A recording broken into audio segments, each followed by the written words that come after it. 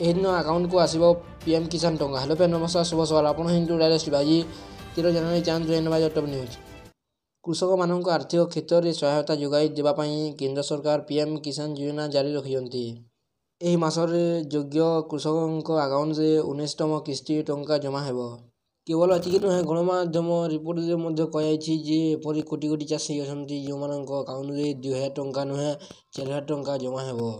ଏହାର ଅର୍ଥ ହେଉଛି ଏମାନେ ସେହି କୃଷକ ଯେଉଁମାନଙ୍କୁ 18ତମ କିସ୍ତିର ଲାଭ ମିଳିନାହିଁ। ପ୍ରତିବର୍ଷ ଏହି ଯୋଜନା ଅଧୀନରେ କୃଷକମାନଙ୍କ ଆକାଉଣ୍ଟକୁ 6000 ଟଙ୍କା ପଠାଯାଏ। ଏ ରାଶି 3 କିସ୍ତିରେ କୃଷକ ଭାଇମାନଙ୍କ ଆକାଉଣ୍ଟକୁ ପଠାଯାଏ। କିନ୍ତୁ ଚଳିତ ବର୍ଷ ସରକାର ଏହି ଯୋଜନାର ପରବର୍ତ୍ତୀ କିସ୍ତି ଟଙ୍କା ପ୍ରଦାନ କରିବେ ନାହିଁ ବୋଲି ଅନୁମାନ କରାଯାଇଛି। ପ୍ରଧାନମନ୍ତ୍ରୀ କିଷାନ ସମ୍ମାନ ନିଧି ଯୋଜନା ଅଧୀନରେ 18ଟି କିସ୍ତି କୃଷକଙ୍କ ଆକାଉଣ୍ଟକୁ ପଠାଇଛନ୍ତି କେନ୍ଦ୍ର ସରକାର। ବର୍ତ୍ତମାନ କୃଷକମାନେ 19ତମ କିସ୍ତି ପାଇଁ ଅପେକ୍ଷା କରିଛନ୍ତି। ଗତ ଅକ୍ଟୋବର ମାସରେ କୃଷକ ଏହି ଯୋଜନାରେ 18ତମ କିସ୍ତି ଟଙ୍କା ପାଇଛନ୍ତି। ଏହା ସହିତ 2024ରେ 3ଟି ପର୍ଯ୍ୟାୟର ଟଙ୍କା ପଠାଇ ସାରିଛନ୍ତି ସରକାର। ତେଣୁ ଆଗାମୀ କିସ୍ତି କୃଷକଙ୍କ ଆକାଉଣ୍ଟକୁ ପଠାଯିବ।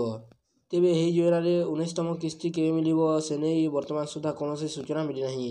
କିନ୍ତୁ ଆସନ୍ତା ଫେବୃଆରୀ ମାସରେ ଏହି ଟଙ୍କା ସରକାର ପଠାଇପାରନ୍ତି ବୋଲି ଆଶା କରାଯାଇଛି।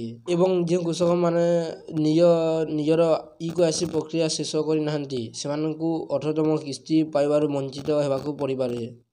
ଏହି ଯୋଜନାର ଲାଭ ପାଇବାକୁ ହେଲେ ଚାଷୀମାନଙ୍କୁ ବ୍ୟାଙ୍କ ଖାତାରୁ ଇ-କେୱାଇସି କରିବାକୁ ପଡ଼ିବ। ଏହା ବ୍ୟତୀତ ବ୍ୟାଙ୍କ ଆକାଉଣ୍ଟକୁ ଏନ୍.ପି.ସି.ଆଇ ସହିତ ଲିଙ୍କ କରିବା ମଧ୍ୟ ଆବଶ୍ୟକ।